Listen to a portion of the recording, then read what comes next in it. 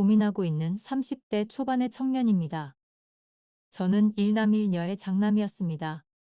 아버지는 개인 사업을 하셨고 고등학교 때까지는 우리 집 같은 집이 또 있을까 생각할 정도로 가족들이 화목하게 지냈습니다. 그래서 저는 사랑받고 자란 티가 난다는 말을 듣곤 했습니다. 친구들을 보면 여동생과 자주 싸운다고 하는데 저는 여동생과도 사이가 아주 좋은 남매였습니다. 그랬던 저희 집이 불행해지게 된 건 제가 대학교 때 어머니가 암에 걸리시고 나서부터입니다. 아버지는 어떻게든 어머니를 살리시겠다며 사업까지 그만두시고 직접 어머니를 간벽하셨어요. 나중에 말씀하시길 그렇게 부부가 잠시도 떨어지지 않고 함께 불어 있었던 시간이 그때가 처음이었다고 하셨습니다. 그래서 아버지는 어머니를 간호하시던 그 순간이 더욱 애틋했다고 하셨지요. 병실에 계시던 아주머니들은 그런 아버지와 어머니를 보면서 저희 아버지 같은 남편이 없다고 마누라 살리는 남편이라며 많이 안타까워하셨어요. 하지만 그런 노력에도 불구하고 어머니께서는 인연이 못 되어 세상을 떠나셨습니다.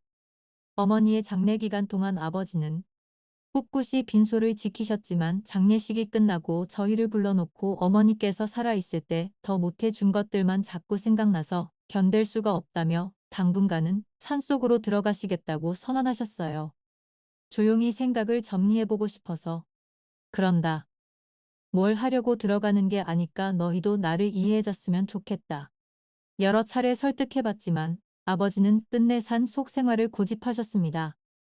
아버지는 당신의 마음이 정돈이 될 때까지는 내려놓지 않겠다고 하시며 저희들에게는 이제 너희도 성인이 각자 알아서 생활하라고 하셨어요. 다만 아직까지 대학생이 학비는 잊지 않고 챙겨주셨고 매달 생활비로 300만 원씩을 주셨습니다. 너무나 허무하게 어머니를 떠나보내고 아버지까지 산으로 들어가 버리시니 결국 집에는 저와 동생만 남게 되었습니다. 여동생 혼자 두고 군대를 가려니 너무 걱정이 되어서 군 생활이 어떻게 흘러가는지도 모를 정도였습니다. 휴가 때마다 친구들을 만나기보다는 동생과 함께 아버지를 찾아뵙곤 했습니다. 아버지가 계신 곳에서 하루를 머물고 오면 마치 캠핑을 다녀온 기분이 들곤 했습니다. 외진 곳이긴 했지만 수도도 나오고 갈 수도 있는 곳이라 아버지의 생활이 크게 불편한 점은 없었습니다. 아버지는 꼭 5년을 채우고 산에서 내려모셨습니다. 그즈음 여동생이 남자친구와의 사이에서 혼전 임신을 하게 되어 서둘러 결혼식을 올려야 했기 때문입니다. 여동생의 소식을 듣고 처음에는 당황하시던 아버지도 하나뿐인 딸.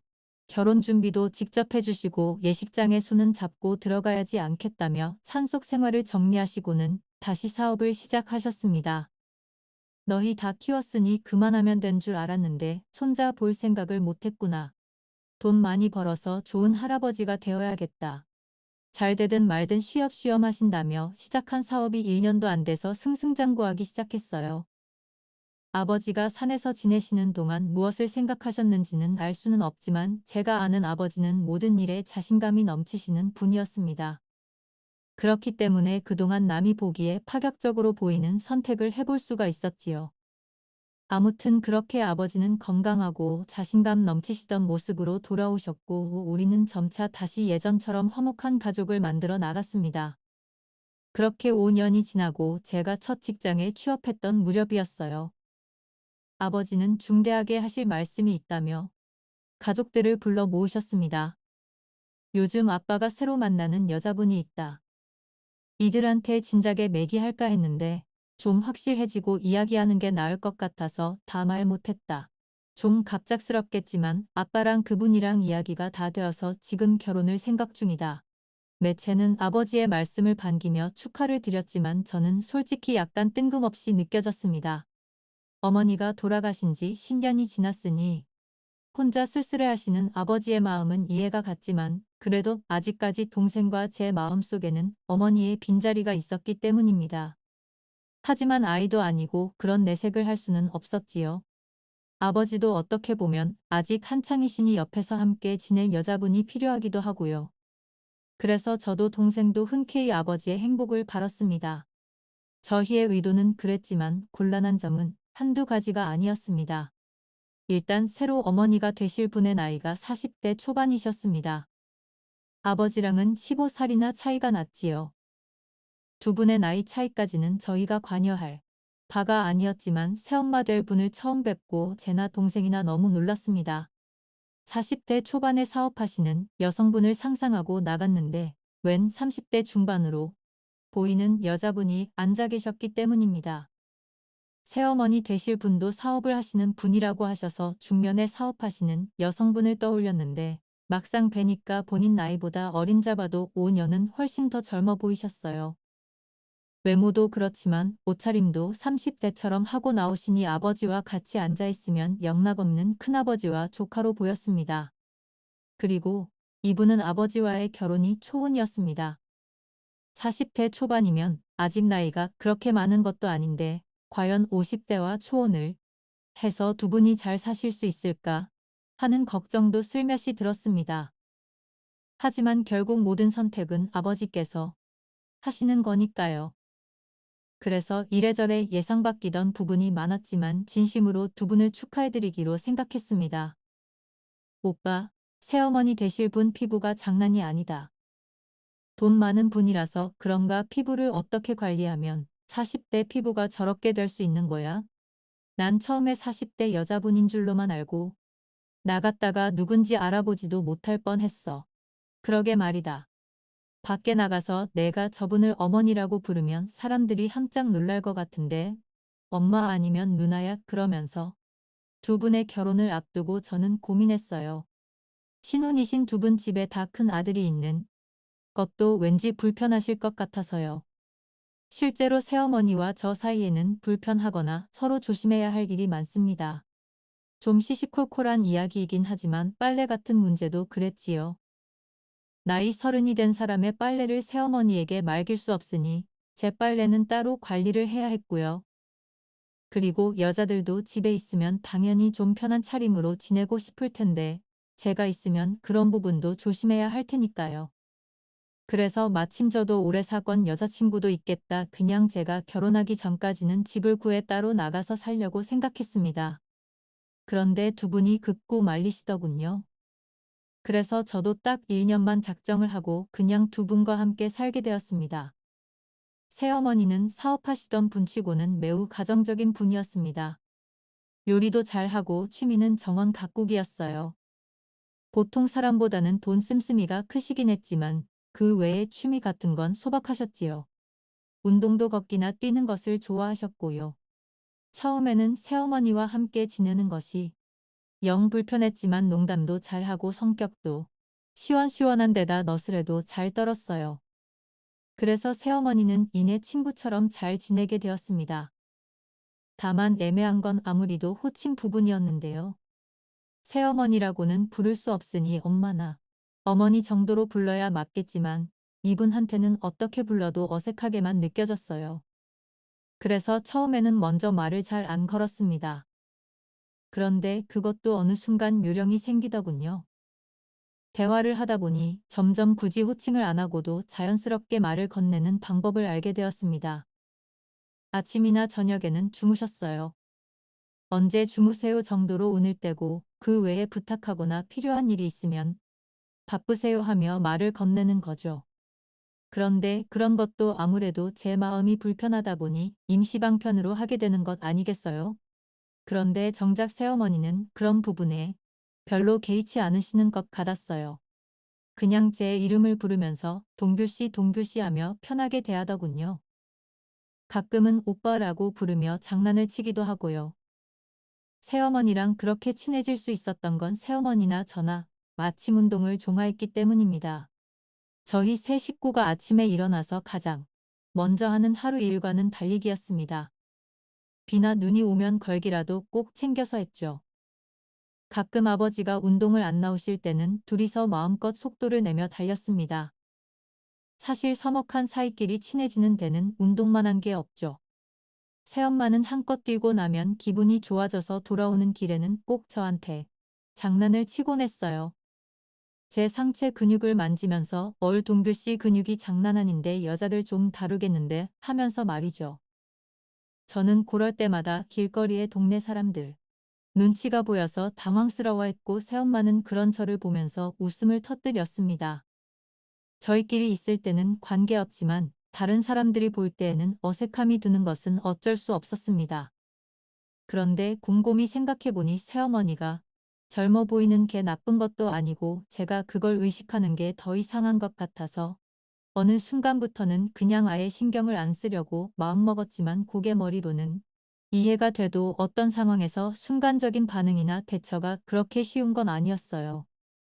새어머니도 말은 안 해도 어느 정도는 그런 걸 이해하는 눈치였고요. 그래서 그때부터 그런 마음의 벽을 허물어 보려고 했습니다. 새어머니라고 생각하는 게 익숙지 않다면 그냥 아버지 애인이자 우리 집의 손님이라고 생각하면서 사소한 것까지 챙기려고 노력했어요. 아버지에게 해드리는 것은 모두 똑같이 해드렸죠. 센스 있게 맥주를 갖다 드린다거나 새어머니께서 말아 하시는 집안일을 제가 미리 해놓는다든지 하는 것들 말이에요. 그럴 때마다 새어머니는 고맙다고 하며 제가 될 돕는 걸 만류했지요. 하지만 그런 인사가 안 나올 정도로 새어머니가 저를 자연스럽게 생각하는 게 중요하다고 마음먹었어요. 그런데 그런 제 노력에도 불구하고 몇 달 전부터 상황이 좀 묘하게 돌아가기 시작했습니다. 아버지께서 큰 프로젝트를 참여하시면서 지방으로 4개월간 출장을 가시게 되면서부터죠. 새어머니와 지내는 게 더 이상 어색할 건 없었지만 아버지도 안 계신 집에 둘돌이 있어서 뭘 하나 하는 생각에 저는 간단한 짐을 챙겨서 자취하는 친구의 집으로 들어가 지냈습니다. 간만에 집을 나와 지내니 그제서야 새어머니와 함께 있는 것이 알게 모르게 은근히 스트레스였다는 것을 깨달았지요. 네 엄마가 혼자 집에 있으니 영 무서운가 보더라. 네가 들어가서 가리 좀 지내라. 라고 하셨습니다. 요즘 같은 세상에 무서울 게 뭐 있나 싶긴 했지만 또 특별히 핑계댈 것도 없어서 어쩔 수 없이 다시 집으로 들어가게 되었죠. 통규 씨, 미안해. 내가 불안이 좀 많아서 혼자 있으면 온갖 생각이 다 들어서 힘들어. 막 그러신 줄은 몰랐어요. 저도 그냥 간만에 친구랑 편하게 지내고 싶어서 그렸는데 이제 저 있으니까 걱정 마시고 편하게 계세요. 그런데 그날부터 시어머니의 행동이 아버지가 계실 때와는 너무 많이 달라졌습니다. 편하게 계시라고 했더니 너무 편하게 계시는 게 아닌가 싶을 정도로요. 옷차림도 아니 다 비치는 티셔츠만 입은 채로 집안을 돌아다니시고 핫팬츠 차림으로 버젓이 거실에 누워 계시니 솔직히 괜히 민망함이 들었습니다. 그래서 그런 옷차림으로 계실 때에는 되도록 제 방 안에만 틀어박혀 지내곤 했죠. 그러던 어느 날이었습니다. 집에 들어와 보니 새어머니가 한참 요리를 하고 계시더군요. 동규 씨 왔어? 저녁 먹었어요? 아니요, 저 회사에서 바로 왔습니다. 잘 됐네. 마트 갔는데 돼지고기가 덩어리째로 죽은 게 있어서 지금 수욱 삶거든요. 우리 이거 해서 막걸리랑 같이 먹자. 그래서 그날은 수육과 막걸리로 저녁을 대신했습니다. 평소에는 서로 꼭 필요한 이야기만 나누거나 농담 몇 마디를 하는 게 전부였는데 그날은 새어머니가 저에게 많은 질문을 했습니다. 결혼은 언제 할 거니는 가벼운 이야기부터 저희 가족의 옛날 이야기까지요. 이런저런 이야기를 하다 보니 저도 분위기에 취해 대화가 편해졌어요. 술을 다 먹고 거실에 누워 TV를 보다가 문득 잠이 들었어요. 평소 과음을 하는 편이 아니라서 술을 먹고 몸이 흐르러지거나 하는 일이 없었는데 이상하게 그날은 정신을 잃은 것처럼 잠이 들어버리고 말았습니다. 몇 시간 뒤에 깨어나 보니 머리가 깨질 듯이 아팠습니다. 처음엔 막걸리라서 그런가 생각했는데 평소 먹는 주량만큼만 먹었는데 숙취를 느끼니 이상한 생각이 들었습니다. 더 이상했던 건 자고 일어나니 제 셔츠에 단추들이 하나씩 엇갈려 끼워져 있는 것이었습니다. 잠결에 셔츠 단추를 다 풀었다가 다시 잠갔다는 게 흔히 있는 일은 아니니까요. 그래서 평소 주량에 비해 깊이 끌어떨어진 것도 괜히 신경이 쓰였죠. 술김에 뭔 추태를 부렸나 하고요. 새어머니는 그런 저를 보고 동규 씨가 술을 잘 못하네. 누가 업어가도 모를 정도로 곤히 차던데 하며 놀렸는데 평소에 새어머니가 맥주 한 잔씩 칼피의 주량으로만 봐서는 저보다 술이 센 건 같지도 않았는데 참 이상한 일이었습니다. 그 이후로도 저녁 식사에 반주 삼아 종종 막걸리를 마셨습니다. 이거 옛날 방식으로 막걸리 만드는 데가 있다고 해서 궁금해서 한 박스 시켰는데 내 입에는 영 안 맞네. 통규 씨 술 좋아하니까 많이 먹어요. 그런데 꼭 집에서 반주를 하면 평소와는 다르게 앗떨어지는 일이 잦았습니다. 그래서 처음에는 제 건강에 문제가 생긴 줄 알았어요. 하루는 친구와의 술자리에 갔다가 문득 그 생각이 나서 일부러 막걸리로 비슷한 양을 먹어봤는데 제 주량은 전혀 달라진 게 없었어요. 그래서 더욱 이상한 기분이 들었고 그다음부터는 새어머니와 술을 마시는 일은 되도록 피하게 되었습니다.